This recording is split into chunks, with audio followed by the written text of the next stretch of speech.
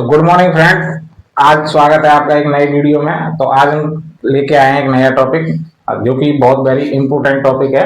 और जनरली भी हम लोगों को घरों में या आसपास हमको ये प्रॉब्लम्स जनरली दिखाई देती है।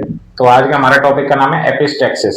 एपिस्टैक्सिस क्या होता है, इसकी डेफिनेशन के बारे में हम जानेंगे, इसकी एटियोलॉजी के बारे में जानेंगे, इसके कॉजेस पढ़ेंगे हम कि इसके किन कारणों की वजह से एपिस्टैक्सिस देखने को मिलता है। और उसके बाद इसके हम क्लिनिकल मैनिफेस्टेशंस देखेंगे, साइन और सिम्टम्स देखेंगे कि एपिटैक्सिस जब भी पेशेंट को होता है तो इसमें क्या हमको साइन और सिम्टम्स देखने को मिलते हैं। उसके बाद हम पेशेंट का डायग्नोस्टिक इवैल्यूएशन करेंगे कि डायग्नोस्टिक इवैल्यूएशन मतलब किन वजहों से ये होता है। तो उसका मतलब एपिस्टैक्सिस डायग्नोस्टिक बनाएंगे कि कारण क्या है इसका, और उसके बाद हम इसका मैनेजमेंट करेंगे, इसका ट्रीटमेंट करेंगे। तो चलिए शुरू करते हैं आज का नया वीडियो एपिस्टैक्सिस। तो सबसे पहले हम इसकी डेफिनेशन के बारे में बात कर लेते हैं कि एपिटैक्सिस होता क्या है। तो एपिटैक्सिस डेफिनेशन,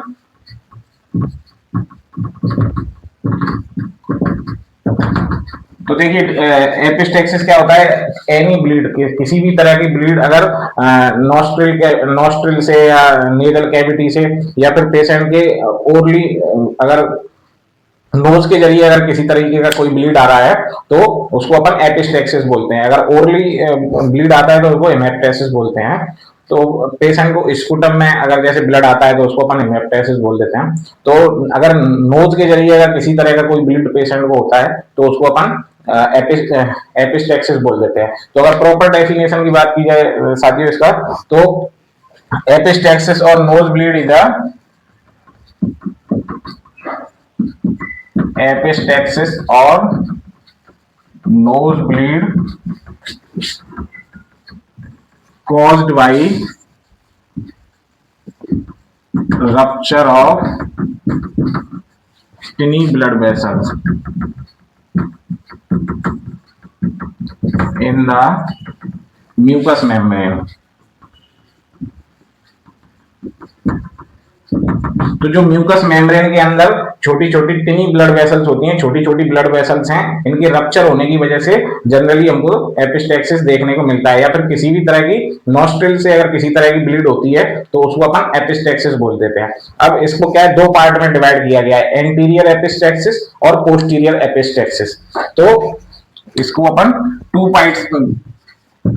पॉइंट्स में अपन पढ़ेंगे इसको। हमारा नंबर 1 आता है एंटीरियर।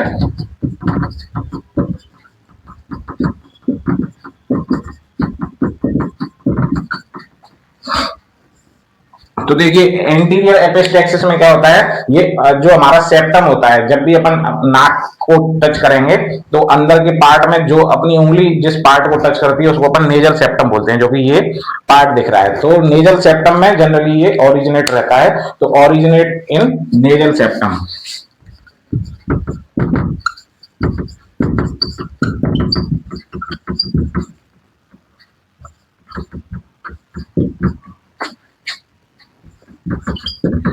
और दूसरा क्या है कि इसमें इन्वॉल्व कैपिलरी एवं फ्रेजाइल ब्लड वेसल्स इसमें इन्वॉल्व रहती हैं। इन्वॉल्व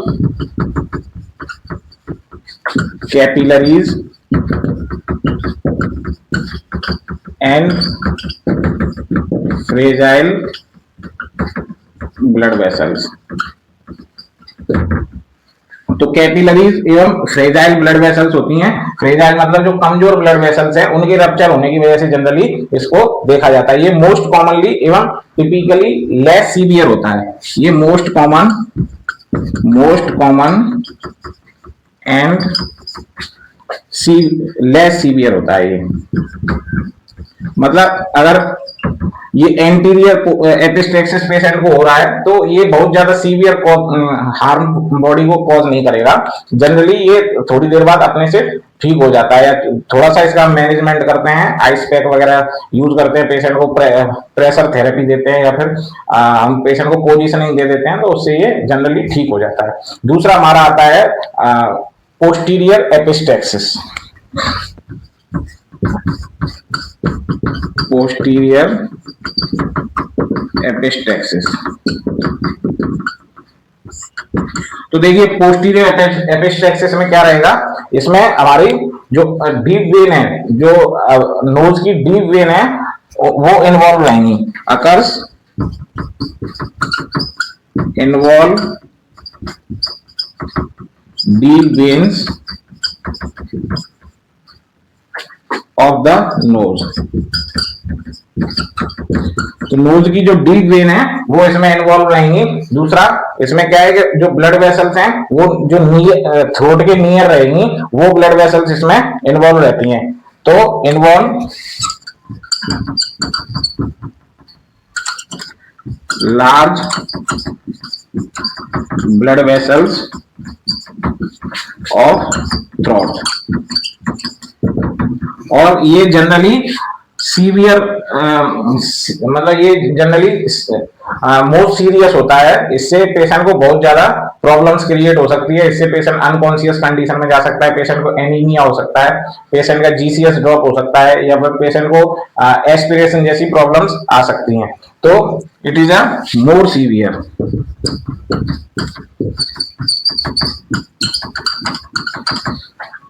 मोर या डेंजरस। तो ये पेशेंट को ज्यादा हार्म कॉज करेगा। तो ये एंटीरियर एपिस्टेक्सिस से कंपेयर में पोस्टीरियर एपिस्टेक्सिस है वो थोड़ा ज्यादा हार्मफुल रहता है। ये पेशेंट को ज्यादा प्रॉब्लम्स क्रिएट करता है।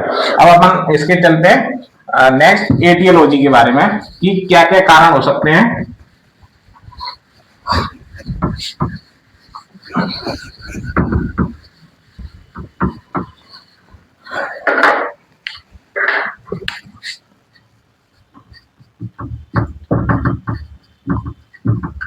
एटियोलॉजी या फिर अपन इसको कॉजेज भी बोल देते हैं। क्या क्या कारण हो सकते हैं एपिस्टेक्सिस के। तो सबसे पहले तो इन्फ्लामेशन या कोई किसी तरह का कोई इन्फेक्शन हो जाए नोस्ट्रिल में या नोज में। Any inflammation and infection, any inflammation and infection in nasal cavity. जैसे कि एग्जांपल के लिए आप लिख सकते हैं जैसे साइनोसाइटिस। साइनोसाइटिस होता है जिसमें साइनसेस के अंदर इन्फ्लामेशन हो जाता है। तो उस कंडीशन में भी पेशेंट को एपिस्टेक्सिस देखने को मिल सकता है। Exposure to environmental irritant, exposure to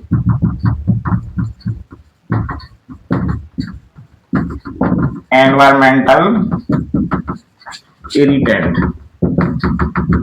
तो जो एनवायरमेंटल इरिटेंट होते हैं, जैसे कि किसी पेशेंट को किसी चीज से एलर्जी है, तो या फिर डस्ट से एलर्जी है, या फिर किसी परफ्यूम उस तरह की चीजों से एलर्जी है, तो उससे पेशेंट को हो सकता है एपिस्टेक्सिस। या एयर पॉल्यूशन है, जैसे ये एग्जांपल में आप देखेंगे तो एयर पॉल्यूशन,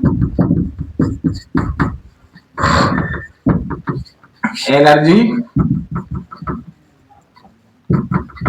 फ्रॉम डस्ट। या फिर कोई पेशेंट है वो मतलब इस ऐसी जगह पे काम करता है कि जहां पे उसका डस्ट वाला काम है, जैसे कि फर्नीचर कटिंग का काम कर रहा है पेशेंट, या स्टोन कटिंग का काम कर रहा है, पत्थर कटिंग का काम कर रहा है। तो ऐसे पेशेंट्स में एपिस्टेक्सिस होने के चांसेस हैं, क्योंकि बहुत ज्यादा डस्ट की वजह से पेशेंट को नोज में ड्राइनेस होगी, और ड्राइनेस होने की वजह से म्यूकस मेम्ब्रेन के अंदर में जो टिनी ब्लड वेसल्स हैं वो रप्चर हो जाती हैं। तो एपिस्टेक्सिस हमको देखने को मिल सकता है। नेक्स्ट इसमें एक कंडीशन आती है, जो हमारा सेप्टम है वो डेविएटेड देखने को मिलता है कई पेशेंट्स में। तो डेविएटेड सेप्टम, डेविएटेड सेप्टम, तो उस कंडीशन में भी हमको एपिस्टेक्सिस देखने को मिल सकता है। और अगर किसी को नोज में ट्यूमर है, ट्यूमर इन नोज, या फिर प्यूबिक्स होते हैं, छोटे छोटे मास स्ट्रक्चर नोज के अंदर बढ़ जाते हैं, उसको अपन प्यूबिक्स बोलते हैं। तो अगर उस कंडीशन में भी पेशेंट को कभी कभी ये एपिस्टेक्सिस होने के चांसेस हैं। और इसमें देखिए क्या देखने को मिल सकता है हमारा, अगर पेशेंट को थ्रोम्बोसाइटोपिनिया है या डिजीज कंडीशन, जैसे थ्रोम्बोसाइटोपिनिया या हीमोफीलिया, तो थ्रोम्बोसाइटोपिनिया, जिसमें कि पेशेंट को, जैसे आपने डेंगू के अंदर देखा होगा, पेशेंट के प्लेटलेट्स कम हो जाते हैं, तो प्लेटलेट्स कम हो जाते हैं तो उस कंडीशन को अपन बोलते हैं थ्रोम्बोसाइटोपिनिया। तो थ्रोम्बोसाइटोपिनिया की कंडीशन में हमको ये देखने को मिल सकता है एपिस्टेक्सिस, और एक डिसऑर्डर होता है हीमोफीलिया, तो उसमें भी हमको एपिस्टेक्सिस देखने को मिल सकता है। Next, nose picking. Nose picking, nose picking की वजह से हमको ये देखने को मिल सकता है। नोज पिकिंग मतलब अगर नाक के अंदर कोई कोई बच्चे होते हैं छोटे छोटे, वो नाक के अंदर अगर उंगली डालते हैं तो उस वजह से भी एपिस्टेक्सिस देखने को मिल सकता है। और use of anticoagulant medications, use of anti coagulant medication, जो कई पेशेंट्स हैं वो ब्लड थिनर्स मेडिसिन का यूज करते हैं, जैसे कि इकोस्प्रिन हुआ, हिपेरिन हुआ और वारफरिन हुआ। ये कुछ मेडिसिन हैं जो ब्लड को पतला कर देती हैं, तो मतलब क्लॉट होने से पेशेंट को रोकती हैं, पेशेंट के अंदर ब्लड क्लॉट नहीं होगा, तो उस वजह से भी कभी कभी एपिस्टेक्सिस देखने को मिल सकता है। और हमारा लास्ट आता है, एक विटामिन होती है, विटामिन के डेफिशिएंसी, विटामिन के डेफिशिएंसी। तो जो विटामिन के डेफिशिएंसी है, ये साथियों क्या है कि ये क्लॉटिंग फैक्टर के लिए रिस्पॉन्सिबल होती है। तो अगर जिसमें विटामिन के अगर डेफिशिएंसी है तो उसमें भी हमको एपिस्टेक्सिस देखने को मिल सकता है। अब हम चलते हैं इसके क्लिनिकल साइन और सिम्टम्स की तरफ।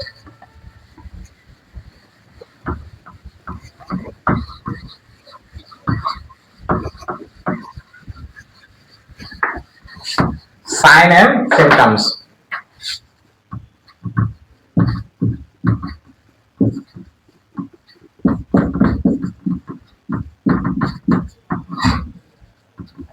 तो इसमें साइन और सिम्टम्स में हमको इसको दो पार्ट में डिवाइड किया गया है। एक तो हमारे प्राइमरी सिम्टम्स होते हैं, एक सेकेंडरी सिम्टम्स होते हैं। तो प्राइमरी सिम्टम्स में हमको क्या देखने को मिलेगा,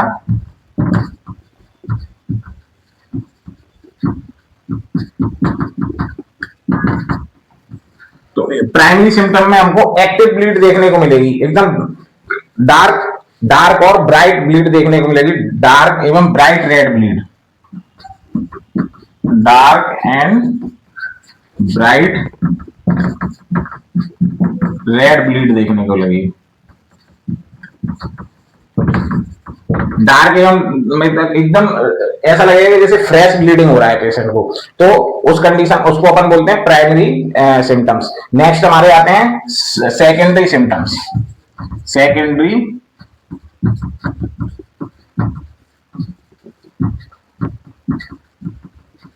सेकेंडरी सिम्टम्स में पेशेंट को क्या है, ब्लड क्लॉट्स देखने को मिल सकते हैं, पेशेंट को शॉर्टनेस ऑफ ब्रीथ हो सकती है,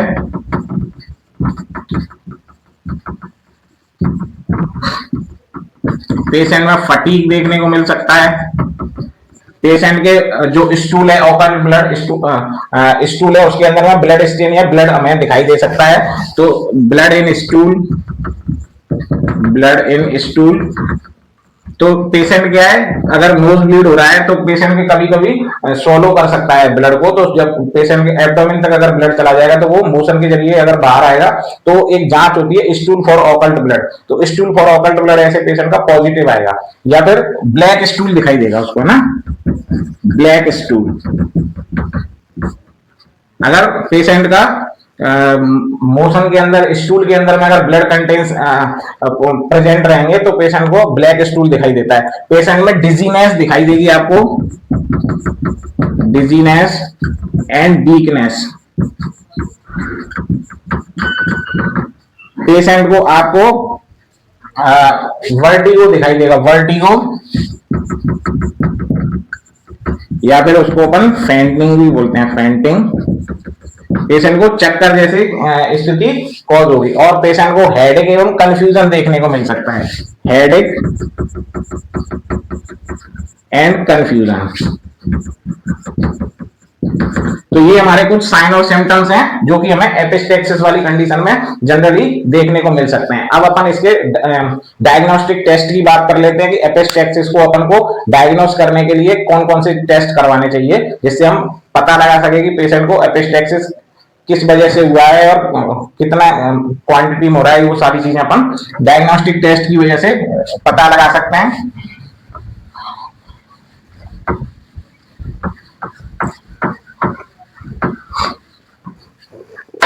तो डायग्नोस्टिक टेस्ट,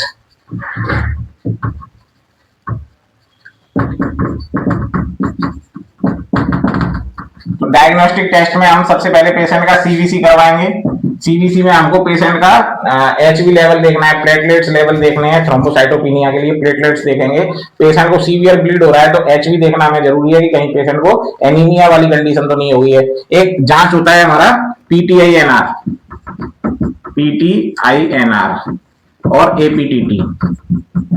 तो ये हमारे बॉडी के अंदर क्लॉटिंग फैक्टर को शो करता है। तो पीटीआईएनआर मतलब प्रोथ्रोम्बिन टाइम, इसका फुल फॉर्म होगा। प्रोथ्रोम्बिन टाइम अपन देख लेते हैं, नॉर्मली 0.9 से 1.2 तक होता है इसकी वैल्यू। अगर इससे बढ़ा हुआ रहता है, प्रोथ्रोम्बिन टाइम बढ़ा हुआ है, तो उस कंडीशन में पेशेंट को हम विटामिन के दे सकते हैं। उस प्लाज्मा ट्रांसफ्यूज करने के लिए डॉक्टर दे सकते हैं, बोल सकते हैं एफएफबी ट्रांसफ्यूज करके पीटीआईएनआर को कम किया जा सकता है। और इसमें हम पेशेंट को पीटीआईएनआर के बाद में सीटी स्कैन करके देखेंगे, सीटी स्कैन, जिससे कि सही मतलब सिचुएशन का पता लगाया जा सके कि किस जगह से ब्लीड हो रहा है या कोई ट्यूमर वगैरह तो नहीं है नोज के अंदर। तो अपन पीटीआईएनआर करके देख लेंगे। बाकी पेशेंट का हम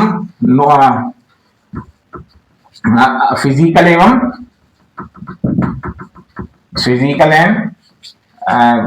फिजिकल एग्जामिनेशन करके देख लेंगे एवं पेशेंट को हिस्ट्री लेंगे, फिजिकल एवं हिस्ट्री टेकिंग।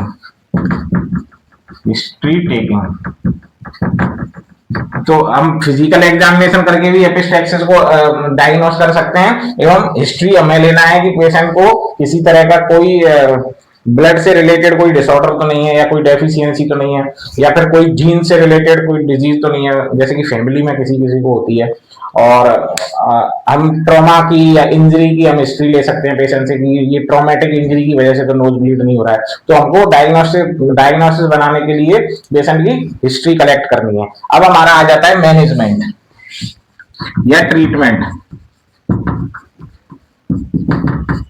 तो ट्रीटमेंट में हम सबसे पहले मेडिकल मैनेजमेंट देखते हैं। मेडिकल मैनेजमेंट, तो मेडिकल मैनेजमेंट में हम पेशेंट को एपिस्टैक्सिस हो रहा है तो हम पहले मेडिसिन से पेशेंट के जो नोज ब्लीड है उसको रोकने का प्रयास करेंगे। तो एडमिनिस्टर मेडिकेशंस, एडमिनिस्टर मेडिसिन, जिसमें कि एक इंजेक्शन आता है, इंजेक्शन ट्रेनेक्सा, विटामिन के। हम पेशेंट को ट्रेनेक्सा इंजेक्शन दे सकते हैं 500 mg, या सीवियर ब्लीड है तो 1 ग्राम तक डॉक्टर एडवाइस करते हैं। आईवी थ्रू ट्रेनेक्सा इंजेक्शन दिया जा सकता है। पेशेंट को विटामिन के दिया जा सकता है। दूसरा, हम पेशेंट को अगर stop anti coagulant drug, anti coagulant drugs, अगर पेशेंट एंटी कोगुलेंट ड्रग ले रहा है, इकोस्प्रिन ले रहा है, हेपेरिन, वारफेरिन, इस तरह की कोई मेडिसिन ले रहा है तो हम सबसे पहले उनको बंद कर देंगे।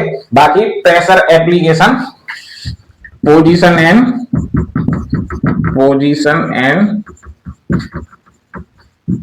Pressure therapy. तो जिनको नोस्ट्रिल से अगर ब्लीड होता है तो ऐसे पेशेंट को आपको सिटिंग पोजीशन में बिठाना है और सिटिंग पोजीशन में बिठाने के बाद आपको उसको अपवर्ड मतलब फॉरवर्ड करके रखना है, आगे की तरफ झुका के रखना है, क्योंकि आप पीछे की तरफ झुकाओगे तो पेशेंट हो सकता है कि उसको ट्रेकिया में, एब्डोमेन में ब्लीड जाने के डर रहेगा या फिर एस्पिरेट करने का चांसेस रहेगा। तो आपको उसको अपवर्ड करके रखना है, आगे की तरफ फॉरवर्ड करके। और दूसरा, पेशेंट को प्रेशर थेरेपी देंगे हम। पेशेंट का अगर नोज से ब्लीड हो रहा है तो थोड़ा सा नोज को प्रेस करके रखेंगे 5 से 10 मिनट, जिससे कि ज्यादा सीवियर ब्लीड नहीं हो। नेक्स्ट, हम पेशेंट को आइस थेरेपी दे सकते हैं, आइस प्रेशर। तो जो आइस के साथ में हम पेशेंट की नोस्ट्रिल पे सिकाई जैसा कर सकते हैं। बाकी हम टॉपिकल वैसो कंस्ट्रक्टर दे सकते हैं, टॉपिकल वैसो कंस्ट्रक्टर। कुछ मेडिसिन आती हैं जो कि टॉपिकली वैसोकॉन्स्ट्रिक्टर, जो ब्लड वेसल को कॉन्स्ट्रैक्ट कर देंगी, तो उससे भी ब्लीडिंग रुक जाती है। तो उस कंडीशन में हम पेशेंट को टॉपिकली नोज के ऊपर हम अप्लाई कर सकते हैं। नेक्स्ट हमारा हमारा इसमें आ जाता है नर्सिंग मैनेजमेंट। नर्सिंग मैनेजमेंट, तो नर्सिंग मैनेजमेंट में हमको पेशेंट को ऑब्जर्व करना है। एज अ नर्स हमको ऑब्जर्व करना है कि पेशेंट को नोज के आसपास में कोई डेविएशंस तो नहीं है, किसी तरह का कोई स्वेलिंग तो नहीं है, और पेशेंट को ब्लीड कितने तरीके का, कितना क्वांटिटी में हो रहा है। तो ये सारे हमको पेशेंट को फिजिकली एग्जामिनेशन करना है। नेक्स्ट पेशेंट के वाइटल साइन मेजर करने हैं। हो सकता है कि उसको ज्यादा इंजरी होने की वजह से, ब्लीडिंग की वजह से पेशेंट का SpO2 लेवल है, ऑक्सीजन लेवल कम हो गया है। तो अगर ऑक्सीजन लेवल कम हो रहा है तो उस कंडीशन में ऑक्सीजन थेरेपी भी दी जानी है। बाकी पेशेंट का जो भी जितना भी ब्लीड हो रहा है तो हमको नेजल पैकिंग लगानी है। एक नेजल पैकिंग आती है, तो उस नेजल पैकिंग से हम पेशेंट की तुरंत जो ब्लीड है उसको रोक सकते हैं। टैप्यूज जैसा आता है जिसको अपन नोज के अंदर डाल देते हैं, तो जैसे ही वो ब्लड के कांटेक्ट में आता है तो वो फूल के पैक कर देता है नोज को, अंदर से जो भी नेजल कैविटी उसको पैक कर देता है, तो एक्टिव ब्लीड नहीं होती है। बाकी हम पेशेंट को शॉक ऑब्जर्वेशन कर सकते हैं कि पेशेंट को ज्यादा ब्लीड होने की वजह से हाइपोवॉल्यूमिक शॉक में तो नहीं गया है पेशेंट, तो हम इसको ऑब्जर्व कर सकते हैं। पेशेंट की हिस्ट्री टेकिंग करनी है हमें एज अ नर्स, पेशेंट को सारी हिस्ट्री कलेक्ट करनी है। और स्ट्रेट टू सॉलोइंग ब्लड, मतलब पेशेंट को इंस्ट्रक्ट करना है कि आप ब्लड को सॉलो नहीं करना है, आपको जो भी ब्लीड है उसको आपको सॉलो नहीं करना है, बाहर निकाल देना है। नेक्स्ट नेजल केयर एवं आपको पोस्ट ब्लीड देनी है। आपको नेजल केयर, नेजल कैविटी को क्लीन करना है और उसको ड्राइनेस होने से बचाना है। पेशेंट को हाइड्रेट करना है आपको, क्योंकि ब्लीड होने की वजह से पेशेंट डिहाइड्रेशन में जा सकता है, तो आपको हाइड्रेट करना है उसको। और पेन मैनेजमेंट करना है। इंजरी की वजह से पेशेंट को बहुत ज्यादा दर्द हो सकता है, तो आपको पेन रिड्यूस करने की कोशिश करनी है। और इमोशनल सपोर्ट देना है। एज अ नर्स आपको पेशेंट को इमोशनली सपोर्ट देना है, साइकोलॉजिकल सपोर्ट देना है, जिससे कि पेशेंट की थोड़ी सी एंजाइटी कम हो, पेशेंट घबराए ना। तो इसलिए हमको पेशेंट को साइकोलॉजिकल सपोर्ट भी देना है। तो ये था आज का हमारा टॉपिक, एपिस्टैक्सिस। तो आप मेरे को बताइएगा कमेंट बॉक्स में कि आपको कैसा लगा मेरा वीडियो। अगर आपको थोड़ा सा जानकारी इंफॉर्मेटिव वीडियो लगा हो तो अपने फ्रेंड के साथ में शेयर कीजिए, और वीडियो में कमेंट कीजिए। आपको अगर किसी तरह की इसमें कोई डाउट है तो आप मेरे से कमेंट बॉक्स में पूछ सकते हैं। और अगर वीडियो ठीक लगा हो तो आप चैनल को सब्सक्राइब कीजिए। आपको इसी तरह इंफॉर्मेटिव वीडियो लेके आता रहूंगा, एकदम फ्री में आपको वीडियो अवेलेबल कराऊंगा, ये मेरा आपसे वादा है। तो मिलते हैं एक नई वीडियो में। Thank you so much.